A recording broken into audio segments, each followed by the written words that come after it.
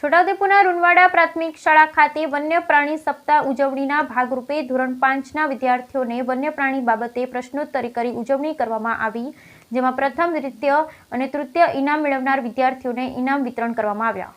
છોટાઉદેપુર તાલુકાના રૂનવાડા પ્રાથમિક શાળા ખાતે વન વિભાગ છોટાઉદેપુર દ્વારા તારીખ 2 ઓક્ટોબરથી 8 ઓક્ટોબર સુધી ચાલતા વન્ય પ્રાણી સપ્તાહની ઉજવણીના ભાગરૂપે ધોરણ 5ના વિદ્યાર્થીઓને વન્ય પ્રાણી બાબતેના પ્રશ્નોત્તરી કરી ઉજવણી કરવામાં આવી, જેની અંદર પ્રથમ, દ્વિતીય, તૃતીય ઇનામ મેળવનાર વિદ્યાર્થીઓને ઇનામ વિતરણ કરવામાં આવ્યું.